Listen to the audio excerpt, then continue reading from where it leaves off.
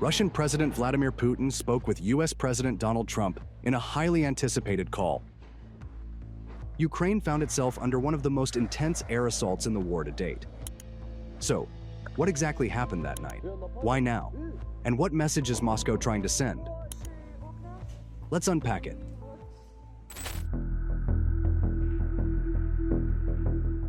In a war shaped by missile barrages and shifting alliances, the night of July 3rd to 4th, 2025, the skies over Ukraine lit up like a war zone, because they were. Over the course of 7 relentless hours, Russia launched a historic barrage.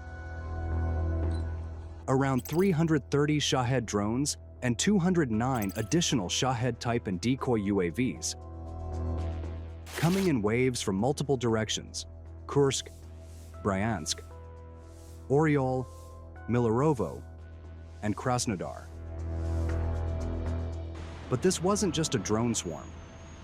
Russia added muscle to the mix, with some of its most advanced missiles, combining speed, deception, and deep strike capabilities.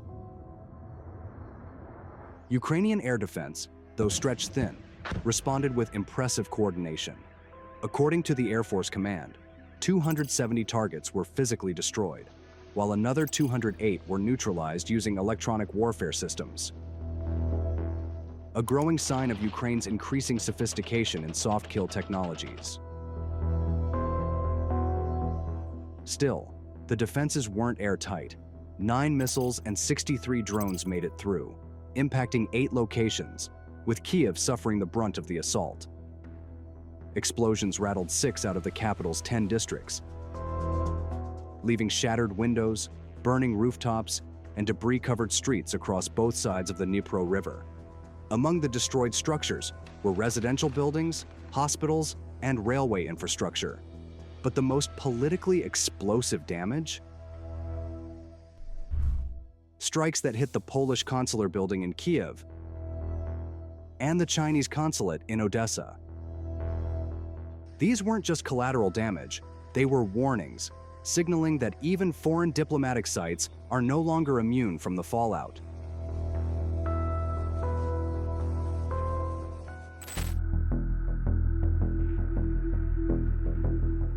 This attack wasn't just about volume, it was about the precision and sophistication of Russia's evolving strike capabilities. At the heart of the operation were the Shahed 136 drones, fast becoming a symbol of Russia's air campaign. Originally designed and produced by Iran, these drones are now assembled domestically in Russia, allowing for mass production. They're slow but lethal, designed to overwhelm enemy defenses by sheer numbers. Flying at low altitude and with a minimal radar signature, they target energy facilities, infrastructure, and urban centers. Cheap, mobile, and easy to launch in swarms, they are Moscow's preferred weapon in a war of attrition. But Russia didn't stop there.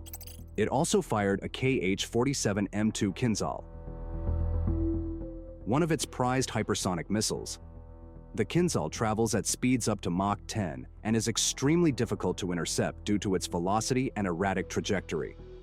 Its deployment was likely aimed at sending a political message as much as destroying any single target.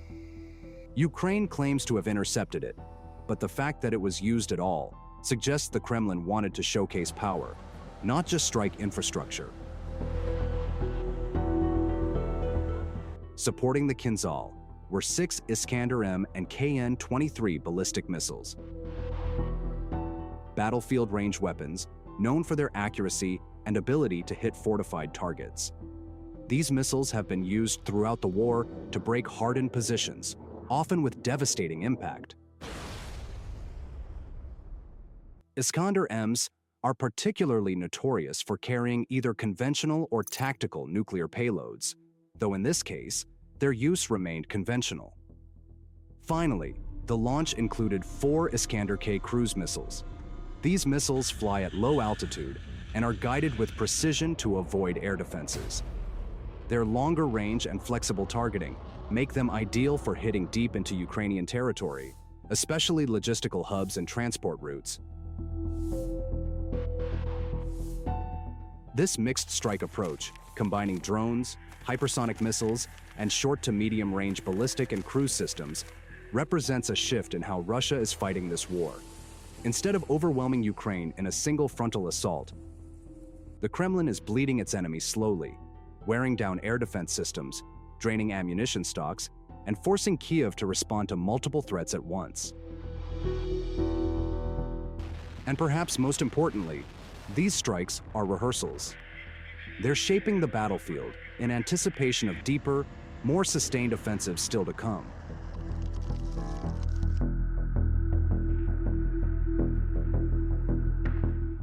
But the most jarring element wasn't just the size of the attack, it was the timing.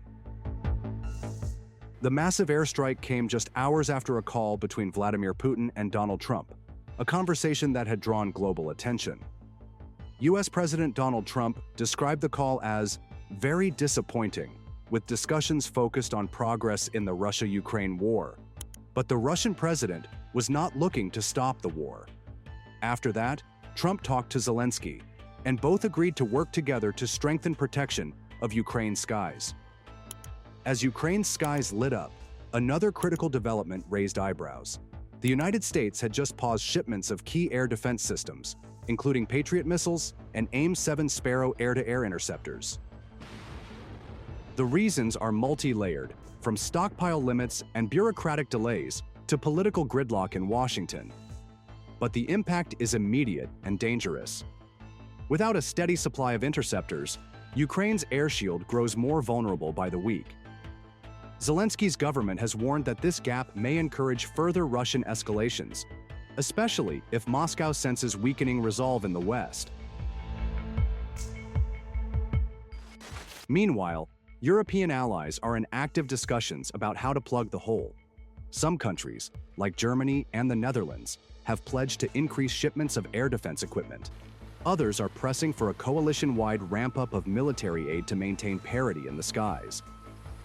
Simultaneously, Ukraine is racing to scale up domestic arms production, not just for missiles, but for radar systems, EW platforms, and even loitering munitions of its own.